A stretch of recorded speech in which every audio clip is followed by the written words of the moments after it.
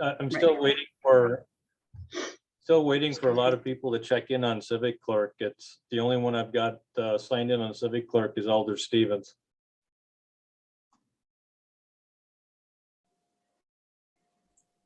We should be fine with that, Jim. Like I said, everything's done off of voice vote, so we typically will do roll call as part of the item. And as long as they are present in the Zoom meeting, that would constitute presence in quorum, Okay. ultimate quorum. So the only person I think we're missing is Mike and then Dan, I believe. Well, as we had discussed, Mike is going to be an excused absence. He's not feeling well. And who was the other? Dan. Dan. Okay, Dan is Dan's in. connected. I just admitted Dan in a second ago. Matt's here, Melissa. Yep. Is here, and then Pat. I thought I saw Pat too. Okay, and I am recording now, Jim, just so you know, the Zoom meeting. Yeah, I will. All right. Are we ready to go then, Dave, from your end? Jim, are you ready? I'm as ready as I'm gonna be. Okay, yes, I think we're all ready to go, Matt. Okay, I will call to order the Green Bay Traffic Bicycle and Pedestrian Commission meeting for Monday, January 22. We'll start with under item B, roll call. Members present, just say yay. Chairperson Keepers here. Vice Chairperson Thino.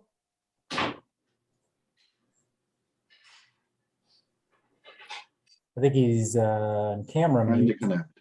but I see he's as part of the meeting. I would consider that, yes. That's okay.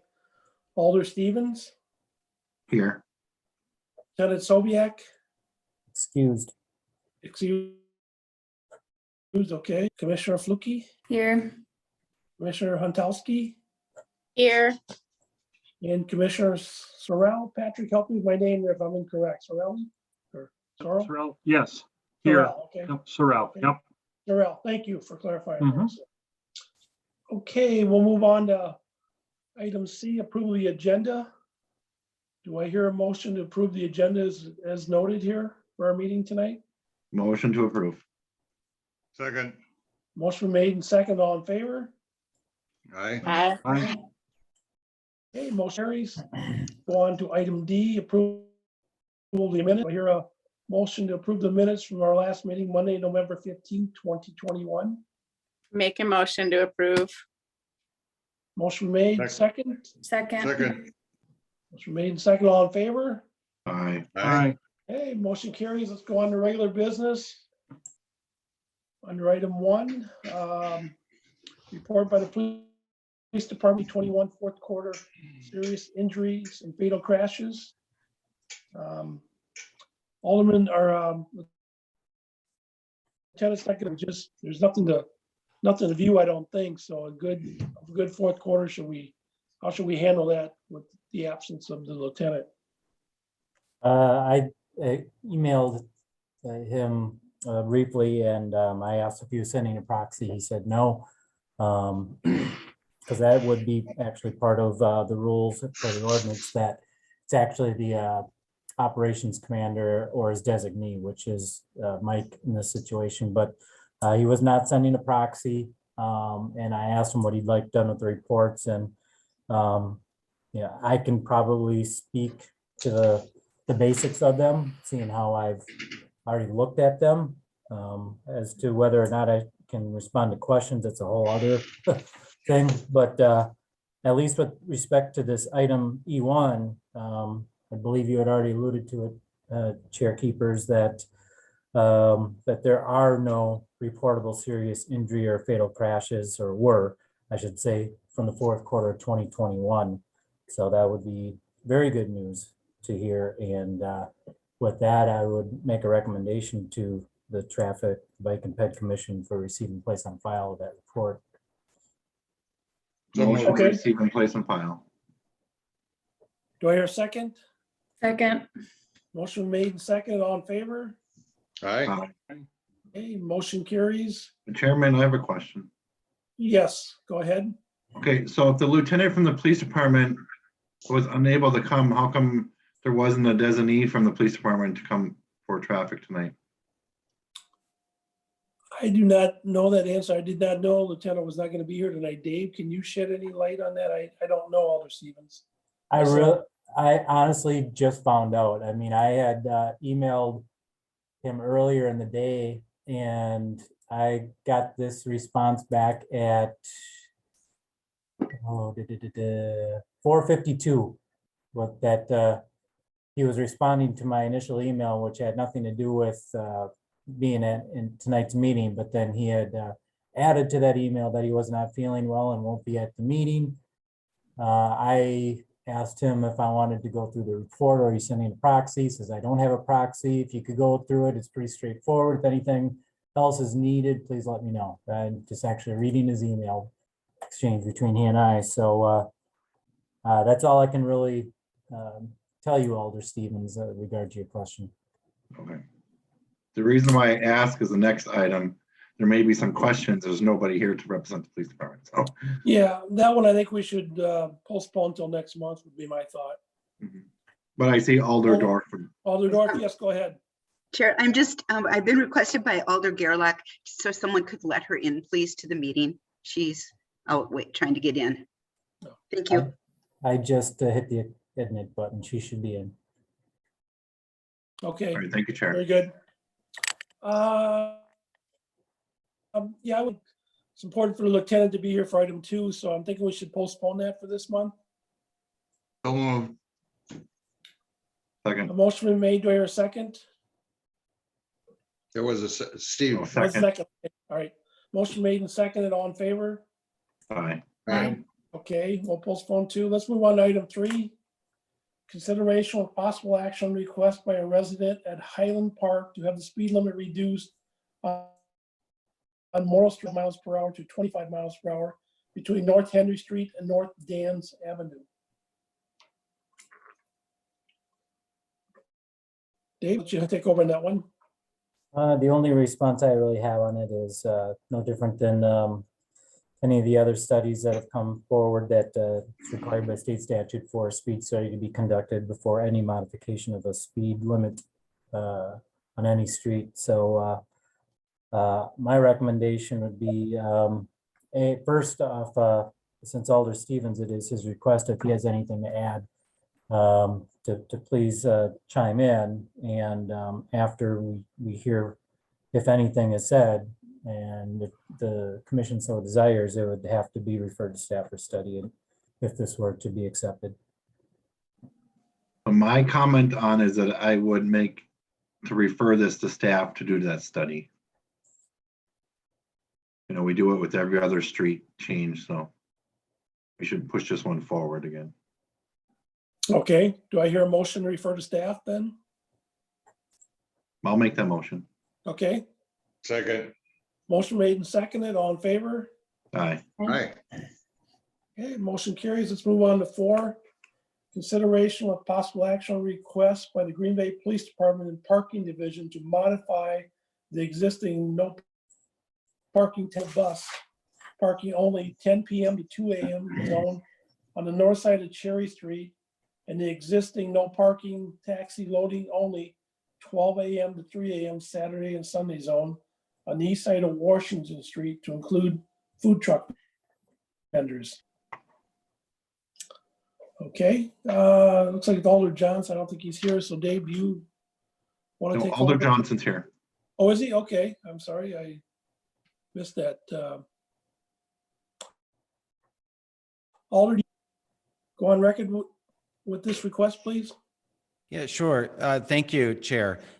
Fully support the recommendation. I guess I just, wanted to show up and obviously answer any questions, but I think this was a good discussion that had been ongoing with a food truck operator in our police department. So I support the resolution that they came to. I think it's a good thing for downtown. I have a question for Alder Johnson. Yes, go ahead. Alder Johnson, you stated you had a conversation with the police department. Well, as you clearly can tell, the police department's not here tonight. So could you share that conversation with us? Yeah, it's been a while since I've had that conversation, more specifically, the Alder Stevens I was referring to, there was one food truck operator in particular who had really to the issue that was occurring here. And they had worked directly with the police department. So unfortunately, I wasn't part of those direct dialogues. My conversation was kind of really early on, to say, hey, can we please work with this operator to come up with a solution? And that's exactly so. Really, if you're not familiar, Alder Stevens, what the issue was, in Washington, there's that no parking zone, Right. really to keep the street clear when bars close at the end of the night. And the food truck operator was parked in area. And so I think, really the resolution here was to try to create an opportunity, recognizing that, a single food truck operator isn't what's causing a congested street or an issue there. In fact, I think they're providing a lot of value and a lot of good by being able to provide food at that hour to those that need it. So, so again, it's the police department and the food truck operator that worked this out and came up with a recommendation, which I do support. Thank you. Mr. Chairman, I'd move approval. And I'll second. Okay. I've heard a motion to approve and then a second, so all in favor? Aye. Aye. Okay, motion carries. Do we have a second on that? I didn't catch who it was. Alder It was Stevens. Dan. Dan, you seconded it. Who then made the No, motion? I made the motion. Alder Stevens, sorry. second. Yes. Okay, thank you.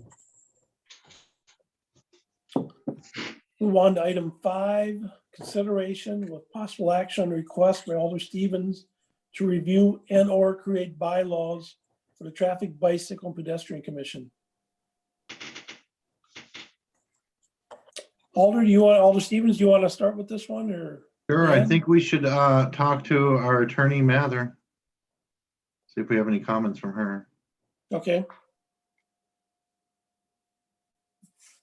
Just 1 minute, bear with me here. But after reviewing this, we have one, I think we should look at the representative for the police department. That if one is not going to be here, someone should be here. okay, thanks, Alder. Go ahead. All right, thank you, sorry about that.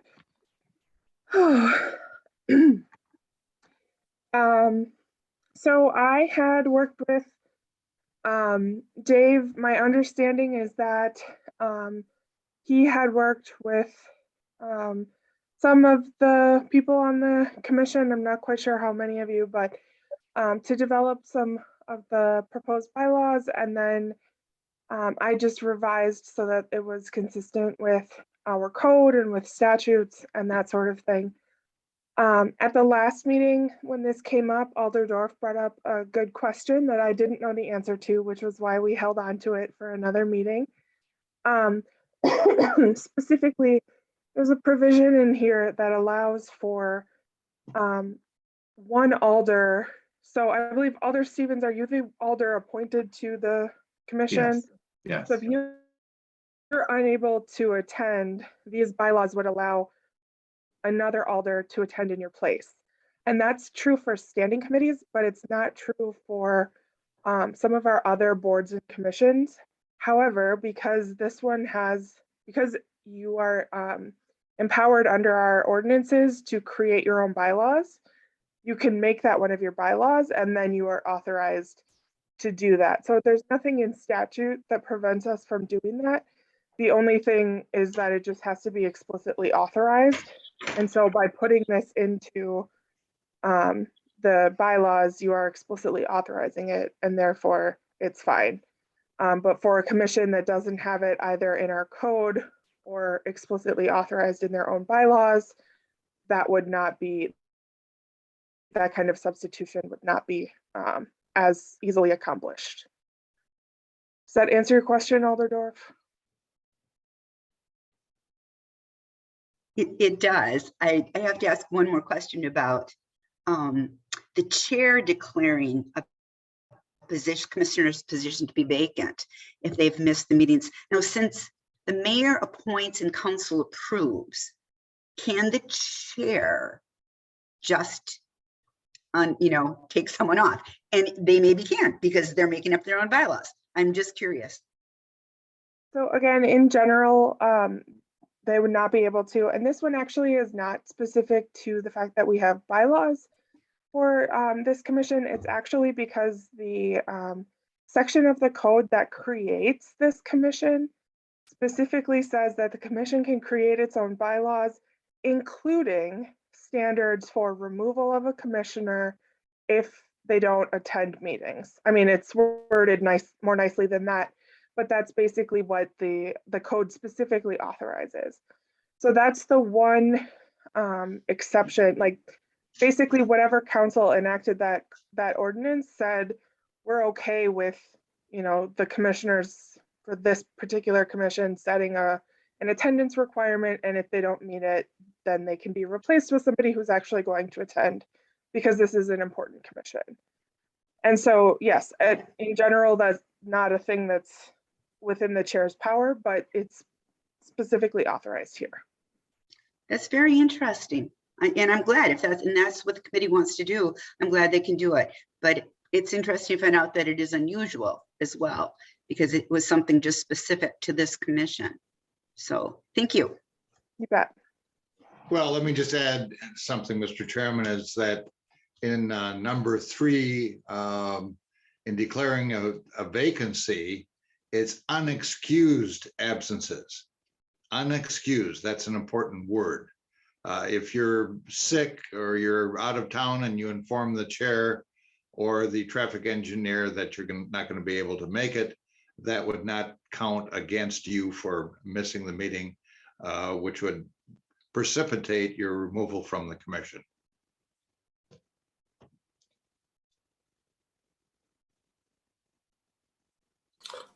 All right, thank you, Dan. Any other questions, maybe with the city attorney yet in regards to this?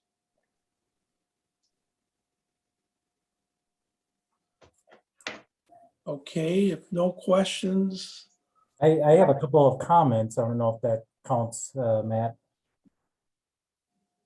go ahead, Dave. And they're more clarifications than anything else. Under duties, quorum, and voting, number 3, quorum shall consist of 4 commissioners. When I was reading online about Robert's rules, and I guess you'd say some of the more modern interpretations of it because of you know, virtual meetings and so forth, I just wanted to have clarity that, you know, there's sometimes a question about presence. And I think when Robert's rules was originally developed, it meant in person, but due to our virtual and I guess sometimes hybrid nature of holding meetings now during this pandemic, I'm going to make the assumption that quorum will also include virtual presence. So I don't know if that needs to necessarily be distinguished. And again, you know, we do have Attorney Mather here, and I don't know if maybe this has come up at for other committees or commissions, but it's something that I saw that was a discussion around the internet. So I just thought maybe I would throw that out there for discussion. And if it's not a big deal, then I guess it's a nothing burger, but I just figured I'd throw it out there.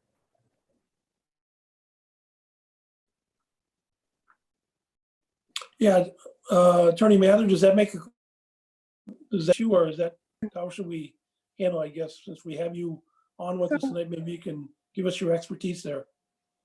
Well, I don't know if I'd go so far as to call it expertise, but the most recent version of Robert's rules does include several provisions specifically about electronic meetings.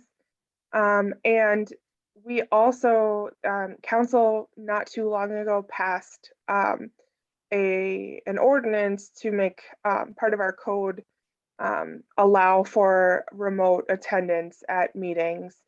Not just council meetings or committee meetings, but other bodies that meet as well, which would include this commission. So the requirements for quorum are laid out in that remote attendance ordinance, but basically your attendance will count toward quorum if I mean, there are kind of nuances that aren't necessarily in Do you guys ever meet in closed session for anything in this, No, on this we commission? never have. Okay. Because there are slightly different requirements for that as far as having your video on and things like that. But telephonic attendance is also permissible. I had one other thing that I was going to say that I completely forgot. Oh, if for some reason you are conducting some kind of hearing or anything, I don't know if this commission does that either. But if for some reason you're taking testimony from somebody and you need to be able to assess the credibility of a witness or examine evidence, you know, in person, tactilely, then in those cases, you would not count toward quorum because only the people who are able to directly observe that evidence count toward quorum. But otherwise, like all of you here right now, you all count toward quorum. That was a long-winded answer. I apologize for that, but Yeah, no, the only thing we do suspend the rules to allow interested parties like citizens of Green Bay to speak to items. So that's probably a little different than what you're talking about quorum there, but that was the only thing that would come to my mind. That would be, you know, where we do something a little differently, but okay. Yep, and that's people from the public can participate by phone or video as well, obviously. correct. Dave, any other comments then from your perspective? The only other thing is, and I know that this has been talked about before because this item has been on probably 2 or 3 agendas, is the item of time limit. And I know that you have, I believe it was you, Matt, that was making reference to a time limit of 3 minutes for the gallery speakers as a maximum time. I didn't see that on the last round here. I don't know if that was forgotten or if you guys just are not interested in putting that on. I just thought as a point of emphasis, just that, because I know that it had been discussed at one time. I was not sure if you wanted that still included. No, I would like that included. I typically, when I give people the open forum to talk, I usually try to keep 3 minutes, keep it going. So I think that would be important from at least I think important to put it in the bylaws from my standpoint. Well, Mr. Chairman, that'd be easy to correct on number 4 under meetings and public participation. Commission shall open the floor to allow any member of the public to speak to the commission, and then insert to a maximum of 3 minutes. I think that would be spot on. I would move that amendment. I have a thought process.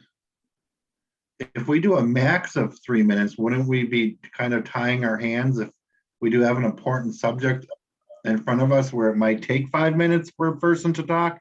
So wouldn't we be a minimum of 3 minutes? Yeah, And then would well, it be up to, and then would it be up to the yeah, discretion of the chair to make it longer? I mean, at 3 minutes and 30 seconds, I'm probably not going to cut anybody off. I'm going to say, you know, 3 minutes is our allotted time. Please wrap up your comments here. So I think it'd be important to me, you know, correct me if I'm wrong, other commissioners or whoever it may be, but, you know, I think would be important to put 3 minutes in as, you know, a starting point, not that you can't go over a minute or two, at least that's my take on it, that, you know, if it's an important Well, subject. Mr. Chairman, there's an easy out on that. If you put a 3 minute limitation on it, any member of the commission could ask unanimous consent to extend the time allotment. And by unanimous consent, you can do just about anything. Yeah, no, I think that's a good idea, Dan. I just want to make sure we're not tying our hands. No, that's a good thought, Craig. Right. It's nice if we have questions for them or anything like that, but the initial commentary, especially when there's multiple people on the same topic, I'm in love with adding the max. And I think Attorney Mather was trying to maybe make a comment. So. Thank you. If I could, Mr. Chair. Absolutely. Thank you. My only recommendation is that rather than shall, you use may, so that you're not binding yourself to always opening the floor, first of all, and second of all, to opening it for any set amount of time. Because if you do ever have a really controversial item in front of this commission and you get like 50 people here that want to speak, I'm just hypothetically, and you give them all 3 minutes, suddenly you're looking at a really long meeting. But if you add in something that, at the discretion of the chair, the period may be changed or something like that, obviously more nicely worded. But Yeah. if you just include something in there that at the chair's discretion, that time period can be changed, that way you can kind of protect against those kind of worst case scenarios where everybody's either has too little time or too much time. Okay, no, good thought. Thank you for that. So I should Well, say let- may instead of shall. Is that what you're saying? Let me throw this out. Might be getting a little confusing. Upon proper motion, the commission strike out shall and put may, okay? Open the floor to allow a member of the public to speak for a maximum, insert for a maximum of 3 minutes to the commission about any agenda item, period. The chair may allow additional time for speakers to address the commission. Just add that new sentence on the end. Got a lot of heads nodding yes there, so it sounds good, Dan. Did you get it all? You must have been reading your law books today, Dan. Good job. I spent four terms in the Wisconsin Senate. Some of it rubbed off on me. Next year, I'm going to put you in for a higher raise than you got last year, Dan. So thank you, Dan, though. Any other comments, additions, deletions that we need to add to our bylaws? Anybody's can think of at this point in time? I have a question, I guess. Yes, go ahead. So regarding these bylaws, it'll go to common council for final approval. Does anybody have, does the mayor have to sign off on these bylaws? Or is that common council? I don't know that council even has to sign off on it. Give me a second to pull up the ordinance, but it specifically gives this commission the authority to establish its own bylaws. So if you create the bylaws, you are the only authority that needs to approve it. I'm gonna double check while you guys have, continue your conversation, but The reason why I ask, if we're gonna vote on this, do we physically have to sign the bylaws, this committee going forward, does someone have to sign off on it? I would say maybe the chair can sign off on them.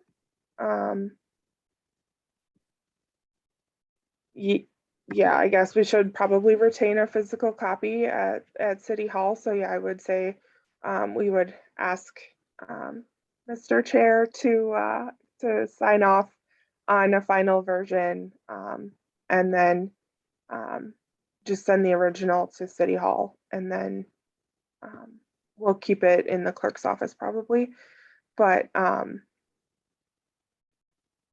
yeah, I'm still going to pull up that ordinance. So I just want to make sure that we're doing everything correctly at the final stage of this, because it was brought up because we didn't know we figured bylaws would be good to give direction for us and the future future commissions. So Alder Stevens, when I read the ordinance, this was very months ago, it did give full permission to the commission to make its own bylaws. So I don't think it even has to go to the city council or the mayor. I would suggest that it be standard operating procedures, however, for the traffic engineer to make sure that any new member coming on the commission has a copy so that they're aware of the parameters of how we run our meetings. Do you perhaps then want to add a bulleted item that, I guess you'd say the official copy will be on hand in the clerk's office and with the office of city traffic engineer?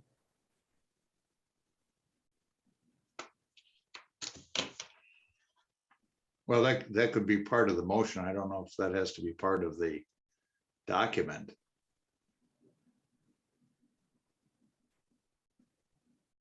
So now I have another question.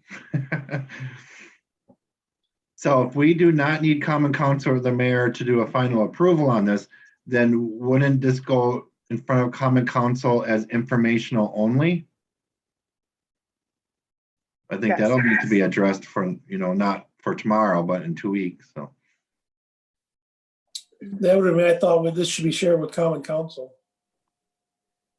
It's Yeah, information so- only, right? Yeah, we Information. would send, I'm so sorry. Go ahead, Attorney. Yeah, we would send it to council as informational with a copy of the bylaws. But with, I'll make sure that Attorney Bungert understands or explains so that everybody understands that the commission does. And I did just double check the ordinance. It doesn't specifically say bylaws, but it does say rules regarding meetings. So it's the same thing. So you are authorized to do this basically, and you don't need approval from council. So yes, it would go as informational, and I'll make sure that Attorney Bungert can offer a suitable explanation at council for everyone's benefit. And I bring this up because this commission is unique compared to the other commissions that we have in the city. So we just want to make sure it's clear when it goes to common council that common council can't change anything, so.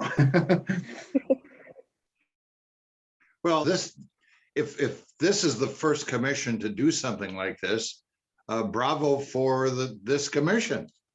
This might be a blueprint for other commissions to get their act together and have some sort of structure to how their meetings are run. And I think, let me just add one more thing. I think we need to thank Alder Stevens for coming up with this idea in the first place. So thank you, Craig. Yeah, I want to chime in before we were done here. Sure. Many thanks and efforts to Alder Stevens and Commissioner Thiem. I know you two have put a lot of time into researching and getting this done. So a big kudos to you two for your time and effort here. Thank you for the commission, You're welcome. the chairman and the commission and the citizens of Green Bay. Thank you much. Mr. Any Chairman, other? I would move adoption of the bylaws for the commission as amended. Okay, hold on, Dan. Yeah. Chair, looks like Alder Gerlach just would like to speak. Oh, Yes, go ahead, Alder Gerlach. I just have a question, because I heard Alder Stevens say this commission is different from the other commissions. And I'm learning, how is this commission unique and different from the others? Attorney Mather, would you like to explain? Were you referring strictly to reporting to council, Alder? Yes. I don't So- know. He just said it's different, so I No, don't know. Oh, Yeah, yeah, the no, bylaws, yeah. I just wanted to make sure I was on the same page with Alder Stevens. It's a good question, Alder Gerlach. Most of our boards and commissions do not have our ordinances that establish them do not have provisions authorizing the creation of their own rules.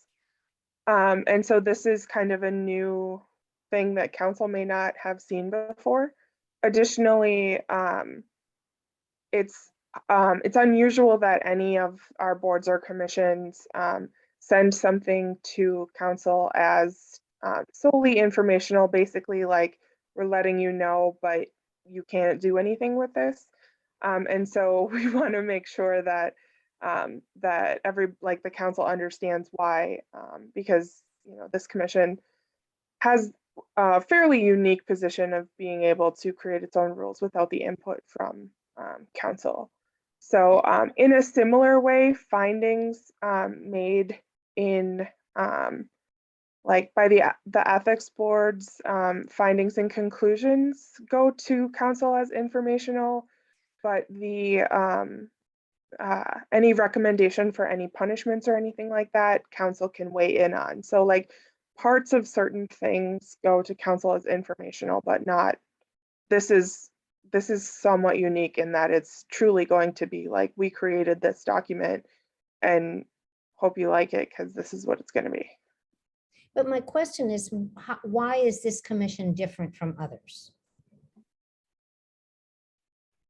You would have to ask whomever created the ordinance. I was just- Go ahead, That Alder Dorf. person Thanks. that person is probably Lynn? long gone. Yeah, Elder Gerlach, I don't think you were here when we signed on at first, but there's an ordinance that was created for this commission. None of the other commissions have that. That ordinance is what gives them the power to make the bylaws. So I think you might have missed that part. That's what gives this commission, that's what makes I it want to know different. why this commission is different from other commissions. It Because the isn't. ordinance said it is. That's the Is reason, the right? ordinance just Attorney? passed? Is this brand new? Did it just No. make it different? No, it's long ago. Ordinances, Okay. Alder, I'm so sorry to cut you off. I didn't mean to do that. Commissions and boards were created at various times by various councils throughout the city's history. So a handful of them, when our code was redone back in 1984, we had a bunch on the book. So all of those were done at the same time. But I don't believe that this was one of them. So this was done sometime after that, and it would have been done by different staff. It would have been done by a different council. It would have been, gone through different attorneys. So it really truly is just different because whoever created this commission and this ordinance wanted it to be different. I Okay. can't give you any more insight because I don't know who any of those people were. Okay, thank you. Okay, any other comments or discussion for this item 5? If not, I would entertain a motion to vote on it then. I made a motion. to Okay, approve. Dan made a As motion amended. approved. As amended. Dave, do you have everything in you that you need to understand there? I do, and if not, the recording will tell Okay, me the rest of the story. I guess my only question is eventually there's going to be a final document, and do you want that then to be in the next agenda so that we all have a final copy, or are we okay with the way that it was presented tonight? It goes on the report then to Common Council for not tomorrow's meeting, but the following meeting as informational only. I can put the prepositional phrase right in front of it in italicized text if you'd like. And then, just include this, I guess, as part of the agenda packet for council. Well, Dave, the only change was on item 4 under meetings and public participation. Can you just put the words together and email that to us? And then if there is a problem, we'll get back to you. Sure, Can't do I that. can't. I Can't do that. Right. Yeah, That's no, a- Attorney that's a Matters already problem informed me on this. Open meetings wise, because we can't have we can't have you guys emailing about the bylaws amongst yourselves without the public knowing about it and having access to it, Oh, because that's okay, technically an open meetings issue. well, my- we've I think- agreed. We've go ahead. agreed on everything tonight for the bylaws, right?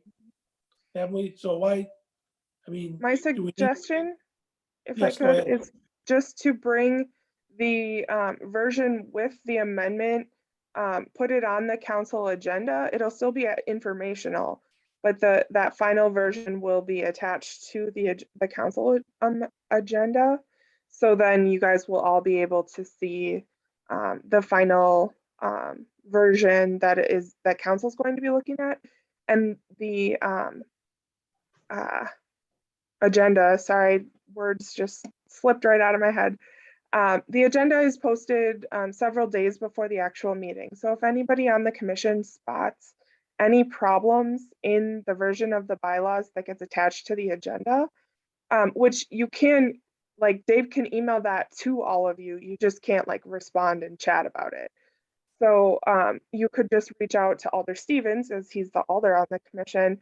And if there are any changes that need to be made, he would need to pull the item and refer it back to the commission, basically. Okay. That works for me. Okay, good. So we had a motion from Commissioner Atheno. Do I hear a second for approving the bylaws then? Second. Motion made and second, all in favor? All Aye. right. We're official. Once again, thanks Alderman Stevens and Commissioner Atheno for your fine effort on putting that together. I know it took some time, so thank you. Move on to item 6. to refer to staff for study the request from Alderman Dorf to review the 40-mile-per-hour speed limit on Church Road and reduce it to 35 miles per hour. I know we had this back in November. Who wants, Alder Dorf, do you want to start, or do you want Dave to start, or? You're pointing at Dave? Dave needs to start and discuss his report, and then I'll respond to it, okay? Okay, all Thank right. you. Okay, thank you, Chair. The technical memorandum for the speed study was attached to your agenda packets. So I'm hoping that it was good weekend material to peruse. It's quite lengthy. There's a lot of information here. I do not intend to go over everything in the report. I certainly will be available for questions. I think probably the primary thing I want to do is really just go over some of the discussion, which is towards the end of the report, and just hit on, I guess, say more of the larger points on reasons behind the recommendation. So I'll just cut to the chase. The recommendation is to maintain the existing speed limit of 40 miles an hour. And the reasoning behind that is because I followed the Wisconsin Department of Transportation speed management guidelines, which was published and approved in 2009 by the department. And in essence, what the process would be, and I'm speaking very generically here, would be to run over what is called the U.S. Limits 2 reporting by FHWA, which is included as figure 4 in the report, which actually makes a recommended speed limit of 45, not 40, but 45. However, they talk about or reference, you'd say, secondary attributes of the roadway. And I identified 2 of those as part of the study. One would be low presence of pedestrian activity. And the other one would be the crest hill that would be approximately 600 feet east of the T intersection. So with that being said, the WSDOT guidelines points to more or less recommending a speed limit closer to the 50th percentile of the observed speeds, which actually was 39 miles an hour. But in traffic lane, we always round to the nearest 5, so that would be 40 miles an hour. So that, excuse me, is really the core of the recommendation behind 40 miles an hour. And I know that there was obviously mentioned at previous meetings that the area has changed. I can guarantee you that that was inclusive of the study. I believe there was a total of 38 driveways that were considered as part of it, which would be an increase from over the prior years.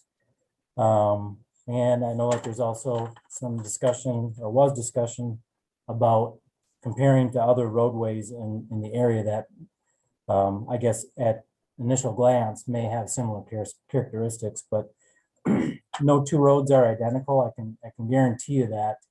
And those other roadways definitely have some different characteristics than what Church Road would have. Probably the first and foremost would be the amount of traffic. There's probably 2 to 3 times the amount of traffic on these other roadways, and the presence of horizontal curves as well, which limits sight distance, which would most likely produce different results. So, but the scope of this study did not go over other roadways. It was never its intention, and speed zones are not intended to be doing that, is looking at other roadways per se. They need to be looking at the roadway in question and be addressed as such. Also, too, the guidelines, it's not mentioned in the report, but they do make mention that you need not look at speed zone guidelines or setting speed limits based off of future development. So, that's another thing that, 'cause I know that there's some discussion about some residential expansion in this area. However, it is conceptual in nature at best at this point in time. So I don't want that to be, I guess, considered at this point in time. That really should be taken up at the time of actual developments completed. And who knows, there could be a traffic impact analysis required for any future development that potentially could look at something like this anyway. But I just wanted to throw that out there.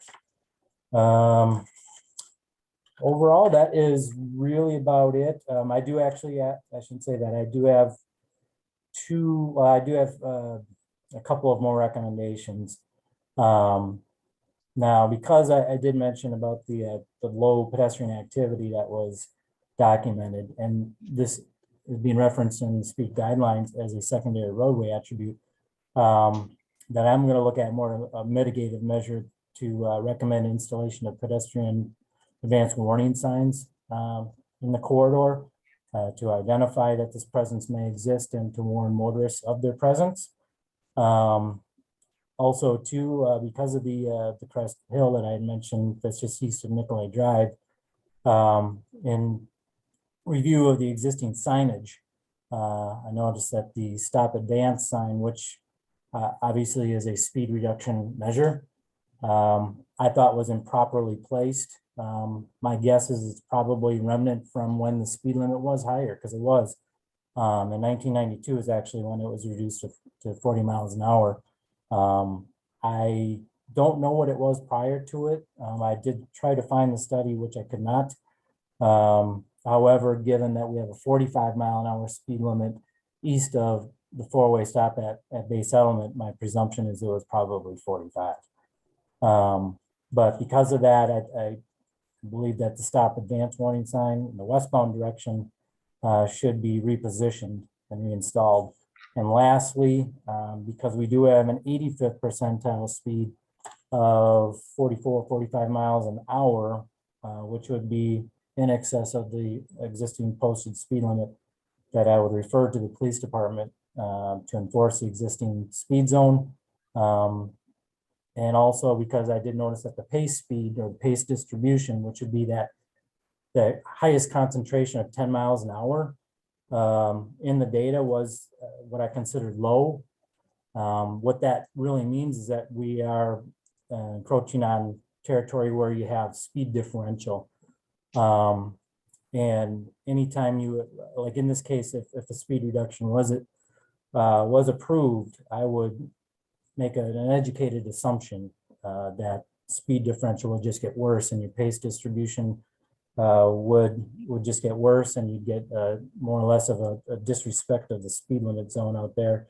And unless you had buy-in from the police department to be enforcing those speeds constantly, I think you're gonna have a non-compliance issue on your hands.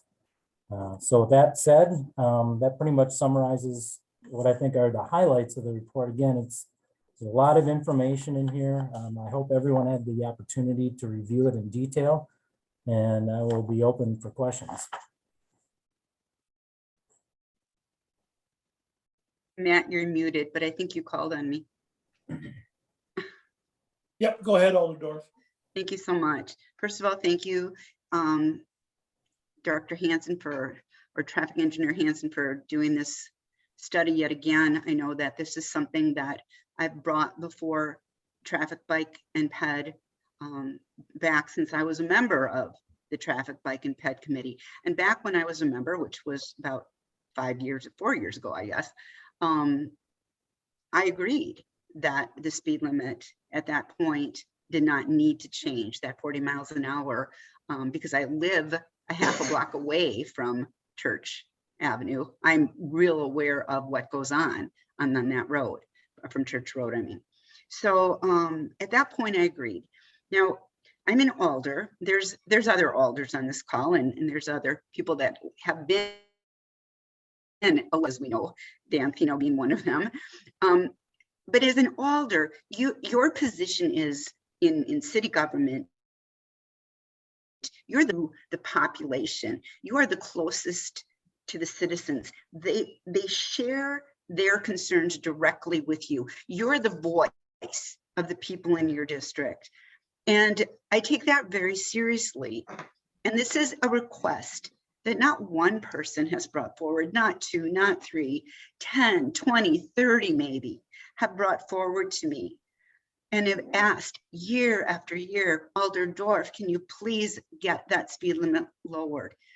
Perhaps in the middle of winter, there was a low pedestrian count. I'm not surprised at all that in December and January, when the study was being done, that there weren't a lot of pedestrians. Lots of pedestrians are there in the summer. There's a trail that goes right up to the road, and people walk that road. They walk Nicolay Drive up to church and then over the trail that goes over to Red Smith Park.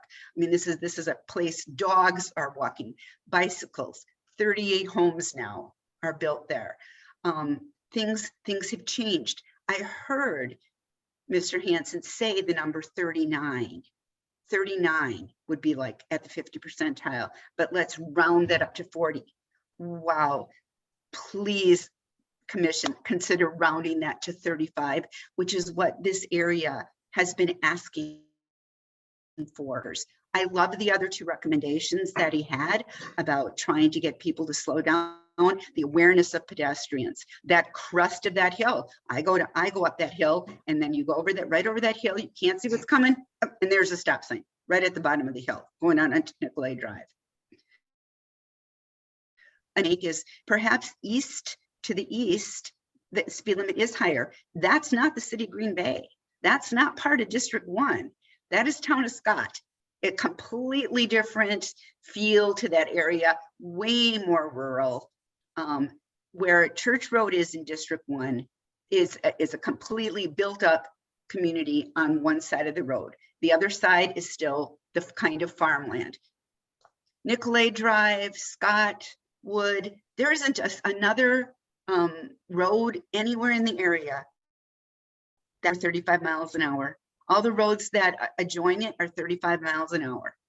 And so I'm asking the commission in probably something you don't always do, but to please and listen to the citizens of District 1. This is very important. It's important to the whole Red Smith neighborhood. So that's all I have to say right now. Thank you. Okay, thank you, Alder Dorf. Any other comments from commissioners or alders on this item? I'm going to jump in. I'm really glad, Alder Dorf. Thank you for talking, because I know usually I bike and walk everywhere, but I haven't been going outside at all recently. So when you said that, that actually, that made a lot of sense to me when you said that out loud. And being one of the newer commissioners is not going with the referral something that happens often? Is a question. It depends on the circumstance. Yeah, I okay. have Go ahead. a Liz. comment too. So it's interesting because I definitely see both sides. I mean, my school psychologist brain says, this is the data. We got to go by the data.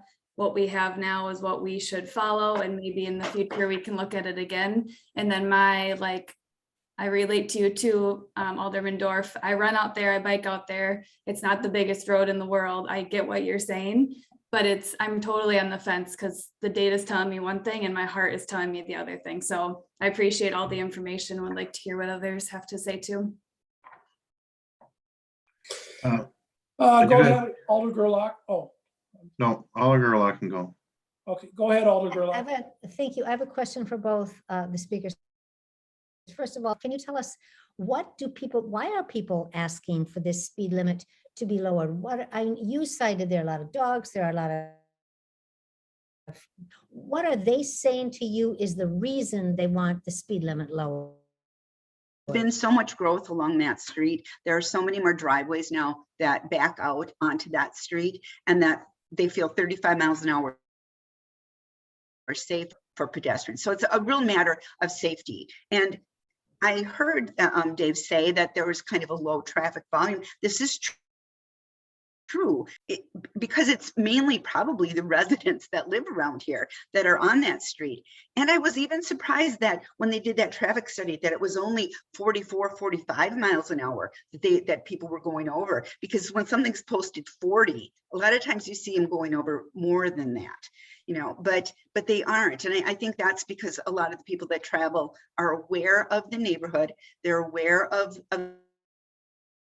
the people road. They're aware of the school bus that goes up and down the road. It's a safety issue. That's why.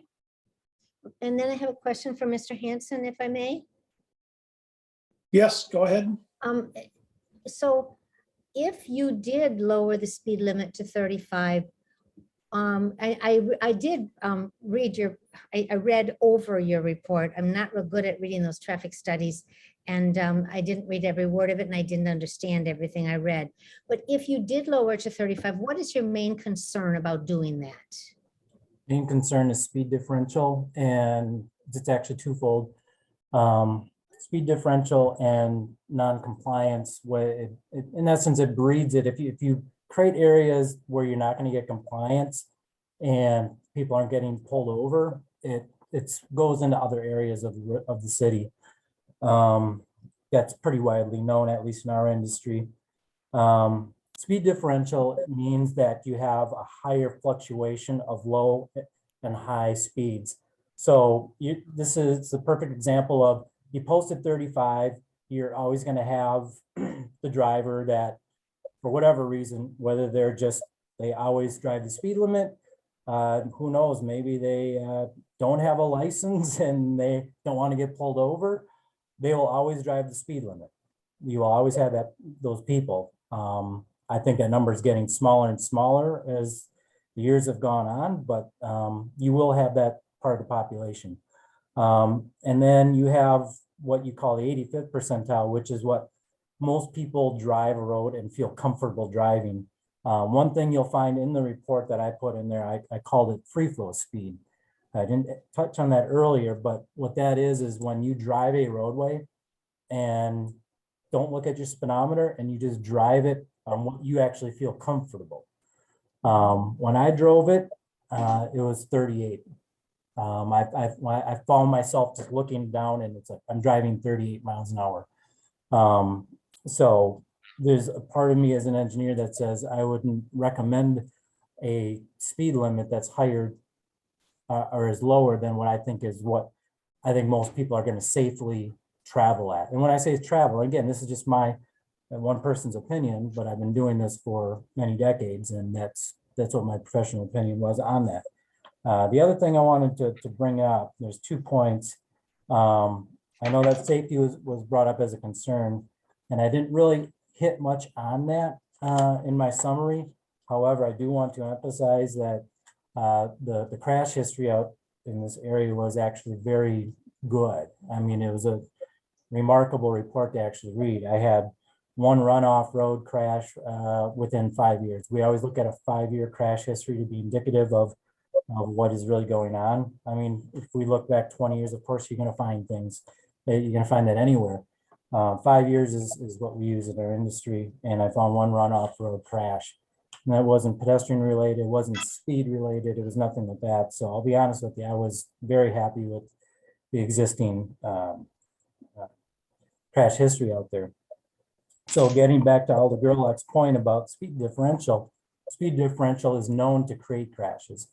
So unless we get strict enforcement out there of a 35 zone, I think this is all going to be just by voluntary compliance. And quite frankly, you're probably not going to see much of a difference at all. And it's just going to be more of a feel-good thing of posting at 35. So unfortunately, I'd really like to hear what the police department's perspective would be on the recommendation, but unfortunately, we don't have that presence here tonight. But they're the ones that are going to end up having to enforce it. It isn't DPW that does it. We go out, we sign it. And the next thing that we can do would be, when it's up for reconstruction, start looking at the pedestrian concerns that are out there. Which I do want to emphasize too, as Alder Dorf had pointed out earlier on, that this isn't the first time that we've looked at this. I can tell you, I believe it was 2018 is when we actually first started looking at this and we did studies. So when I make reference to pedestrian activity, and when I say low, don't take that as an offensive thing. I mean, when we look at low versus high ped volumes are more like what you would experience in a downtown, not even really even Green Bay. This is something where you are constantly seeing pedestrian activity. You're not seeing constant pedestrian activity on Church Road. And I can tell you, because I have been studying this since 2018, my observations are based off that. They are anecdotal, but they're from when I've been out in the field. I ask other staff that is evaluating and setting out equipment, has to go back every day to go look at the equipment. What are your observations? I do get anecdotal information from people as well, because I want to know. I mean, these are all part, this is all part of the study. And, you know, I don't want to leave any stone unturned. Anyway, I hope I answered your questions, Alder Gerlach and Aldersdorf. Chair. Yes, go ahead, Alder Stevens. I'd like to answer Kasha's question. So the most recent one that comes to mind is Webster Avenue. If I recall right, the study came back at a speed limit of 40 or 45 miles an hour for Webster, and this commission chose to go with 35 miles per hour on Webster. So we did deviate from what the director is asking. So yes, we could lower this to 35 if this commission chose. And if I can add to that statement, it led to one of the commissioners leaving. Was that? Ray Smith. Yeah, that was the reason he left. Correct. Okay, anybody else? But there was more to that situation than just that evening. It had a lot to do with communication and Zoom and stuff like that. So. Chair? Yes, go ahead. Thank you, Chair. You know, I would just kind of add, I've been listening to the conversation here and you know, skimming the report, and I think Alderdorf made some really compelling arguments here, and I think there was some good conversation following that, and in particular, the question about is there ever a time, you know, when the commission might look at information a little bit differently and perhaps overrule a staff recommendation. I think it's important to note that staff recommendation is just that, it's a recommendation. Ultimately, the power is vested with you as a body to really determine what is appropriate for that area outside of the data that might help drive those recommendations. And I think Alderdorf has raised some really good points that alders are kind of the boots on the ground that really feel and understand what's happening there more than anything. And as I sit and listen to the conversation, you know, one of the things that just kind of struck me is this debate is really being over 4 miles per hour, right? 39 versus 35. And if you really think about the reality of it, if you post this at 35, people are going to go 40, 42 anyway.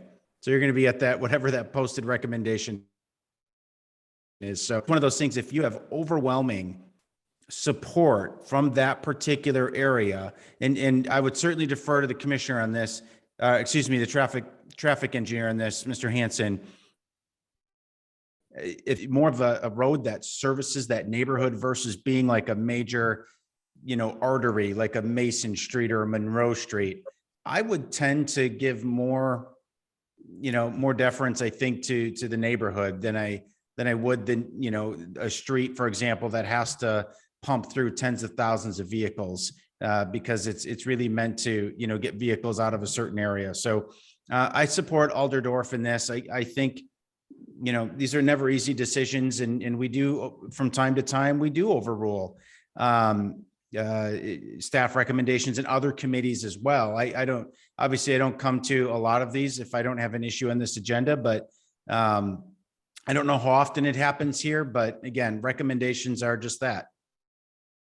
The recommended data. In fact, we've seen this in other areas where if protection policy where Alder Stevens serves, a lot of times it's a default recommendation or police department based on what the law says, but we oftentimes overrule it to give people a second chance on a bartender's license or something of that nature. It kind of becomes a standardized practice as opposed to, you know, listening to some of the concerns that might actually exist in the neighborhood.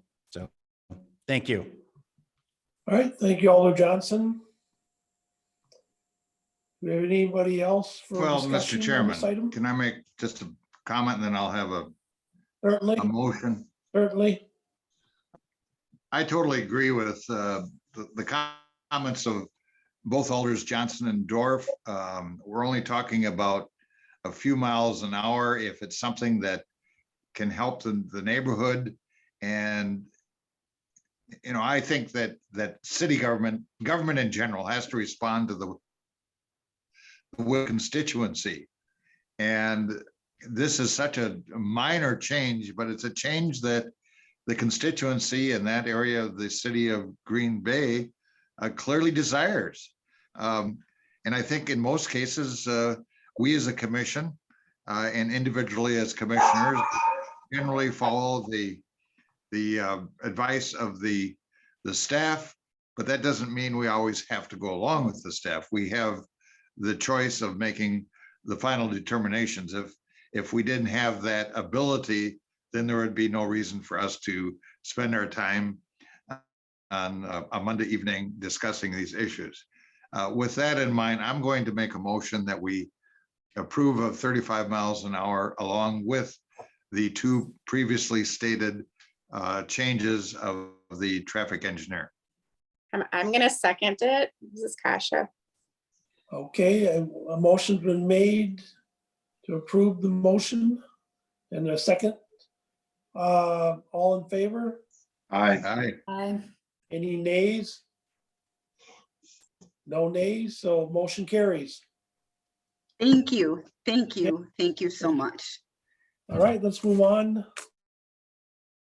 7 through 11 are terminations, Dave, so if you want to, as you deem what we need to hear to make them, adopt them to ordinance, please, Dave? Sure. Items 7, 8, and 9 are related. This has to do with the parking that is very close to the intersection of Irwin Avenue, so just west of Irwin Avenue on Cass Street. This is by the former private school, I forget its name, sorry. But this was at the request of Alder Galvin and the neighbors, and they just wanted to switch the no parking zone from the north side to the south side. And I actually did touch base with Alder Galvin, and he said everything was working well with the change. So I'll make a recommendation on 7, 8, and 9 for approval as noted. And then 10 and 11, this has to do with the conversion of the one-way yield sign on Peter Street at Bastion, converting it to a one-way stop. And again, through email with Alder Stevens, that this seems to be working just fine. So I will make a recommendation for approval as noted on items 7, 8, 9, 10, and 11. Okay, motion made to approve. Do I hear a first? Or a motion, I should say? I'll make a motion to approve. Motion made. Do I hear a second? Second. Okay, motion made and seconded. All in favor? Aye. Aye. Aye. Okay. Motion carries. Let's move down to F, informational. I got a couple things here. I noted earlier in the meeting, I don't know if everybody was on at the meeting at the time, but I will no longer be a resident of the city of Green Bay.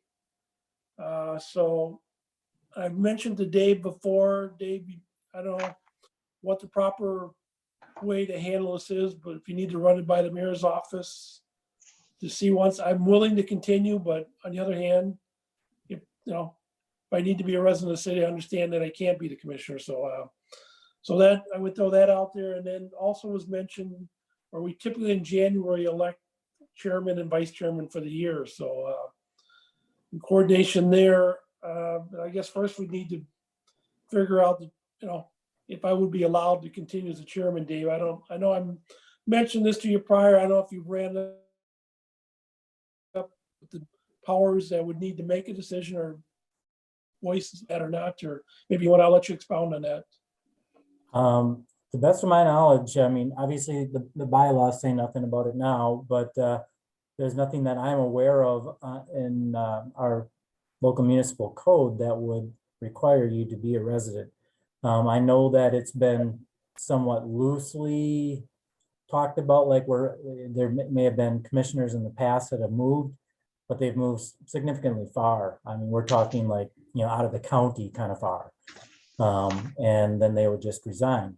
So that was just more, just inferred that, if you're not going to be able to physically attend a meeting because it's going to take you a while to travel, that you just resign. But it appears that you're simply just moving into, was it Howard, I believe, or just a, Howard, yes. and, so it doesn't appear to me that travel, let's just say that if we assume back to in-person meetings, that this would be an inconvenience to you. And it sounds like No. rather it would really make no difference in whether or not your willingness in continuing on as a commissioner. So with that being said, I don't think there's anything that holds you back from that. I do know also from other committees and commissions that there are people that are, voting members of those bodies that are not members, or I should say residents of the city of Green Bay proper. So that being said, with those two items in play, it's just my opinion that I don't think it really makes a difference if you live in Howard. Do you think we need to run it by the mayor's office or get a legal opinion from the city attorney? I mean, I don't want to have, come back at some point and say, that I shouldn't have been the commissioner or chairman, I'm sorry. I don't know what the next step is. I just want to do it the right way here and, be fair disclosure where I'm at here. So I don't know, how do you think we ought to go forward, Dave, or else, any other commissioners, alders want to speak to it, please do. I think we should get clarification from the mayor's office. I think we're a little in doubt, so. Right, I think that there's a lack of an ordinance on it, and I think you've answered your own question, Commissioner, that you just want to get that kind of that blessing just to make sure it's okay. So I have no problem making that contact with the mayor's office just to make sure that that's proper. If they defer to the legal or law department, I guess, we'll find out about that. But if you'd like, we can put as an informational item on the next agenda, election of chair and vice chair, seeing how you had mentioned that at the beginning of the year, we should be holding those elections. But given your state of flux, I guess you'd say, if everyone's comfortable with that, we'll just postpone it to next month. I'll make sure to put the informational item on and I'll have an answer to report back. Yeah, I'm good with that. I think you'll know by the next meeting, whether I would be able to continue or not, right? Assuming that then the vote could be made, for chairman and vice chairman at that point. So I'm good with that. Does anybody else, any other alders or commissioners have any comments on doing that? Yes, I do. Go ahead, Don't Dan. move. Don't move. The money's in my pocket already today. We actually closed today, so the money's in my pocket. Oh, okay. Well, congratulations. Well, I'm forced to move, or not forced, that was my own choice, but Your yeah, wife more probably than had willing, something to say about that. more than willing to stay on. It's been, goes back to 2002, so it's been a few years, but and then I enjoy the, it's my little give back to the community to try to do the right thing here. So I'm more than willing to continue, but like I said, I know there's, things that, I think it was kind of unwritten when I first started. If you moved out of the city, you weren't to be on the commission. That's kind of what it was, at least the unwritten rule back in the day, Dave, I think was that. But, like I said, I'm more than happy to continue forward here. So, but I just want to make sure we're doing it the right way. So I think, yeah, as mentioned, want to run it by the mayor's office to make sure the next meeting one way or the other. And let's plan on voting for the chair and vice chair at the next meeting. Okay. I got then next meeting would be Monday, February 15th. So That's a wrong date. It should be the 14th. was it 14th? I know that because I'm running for the county board and I have a primary on the 15th. Okay, all right. We'll need to I'm gonna be watching election results. I wouldn't show up anyways. Okay, so we will make it Monday, February 14th then, which I think, looking at my calendar, that is correct. So we'll plan a meeting at that point then. Probably at this time, we don't know, Dave, about having a virtual meeting or meeting in person. I would guess, I mean, the virtual meeting goes pretty well, so maybe we should kind of plan on that for February yet, because I don't think the world we're living in is gonna be a drastic change to allow in-person meetings. That probably makes sense at that point yet, so. Right, well, and just so you know, that it was actually, it came from our Human Resources Department that we're not to have any in-person meetings here at City Hall through the end of the month. So that was obviously the driving force for not having a hybrid meeting in the month of January.